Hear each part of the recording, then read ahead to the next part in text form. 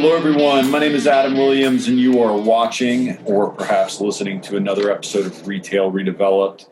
I wanted to talk about something today that I've been thinking about for months, and it is basically how retail is becoming a logistics and data game, and how that is going to affect a change between going from retail to industrial. Thousands of retailers are shuttering across America, leaving a ton of vacant storefronts. Pre-COVID, malls were getting creative. They were trying to figure out what we would refer to as Amazon-resistant or Amazon-proof concepts. Now, these could be food halls. These could be entertainment areas, sexy bowling alleys, climbing gyms, pack lots of people in a small space, get them to spend money on food and beverage, and that's something that you just can't recreate on Amazon. Go ahead and cue COVID. That has thrown a little bit of a monkey wrench in all of those plans, and now e-commerce rules the day. It was already happening, and now it is absolutely the prime focus that every single retailer, every single landlord involved in retail is thinking about 24/7. So as I mentioned earlier, retail is becoming a logistics game. It's becoming a data game. And if I had a bunch of empty storefronts all across the country in, Topeka, Kansas and Salisbury, North Carolina, I would be very smart, fill in the blank big box that doesn't really exist anymore, and how I can change that. There's not a huge list of people that are waiting to come in behind these guys. And that brings me to the logistics part of the equation. A lot of these big box stores, a lot of these power center stores, they have the space, they have the clearance height, they have the parking fields. Makes a lot of sense to me to start thinking about last mile delivery. Interesting thing about malls in particular, they're always based on trade areas. They're based on how many humans live within a 1, 3, 5 mile ring or a drive time of less than 10 minutes. And these things are excellent locations, typically right off of highways. They are going to make an incredible last mile delivery system for people.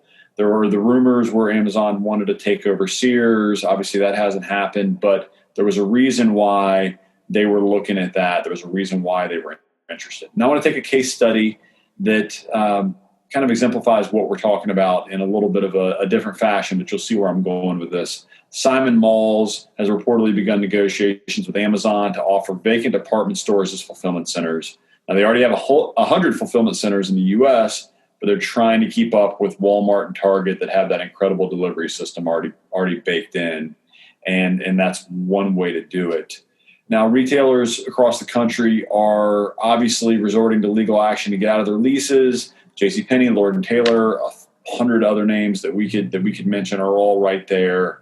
And with the consumer demand and changes based on omni-channel retail, these malls have to get very, very, very creative. Over the past few years, Sears has obviously closed locations all over the place. And I want to talk about a case study in Morgantown, West Virginia. The mall owner, Washington Prime Group, teamed up with a new tenant, the West Virginia University of Medicine, which is the largest healthcare system in West Virginia. Now, WVU is not going to sell medicine out of this. They're not going to treat patients out of this.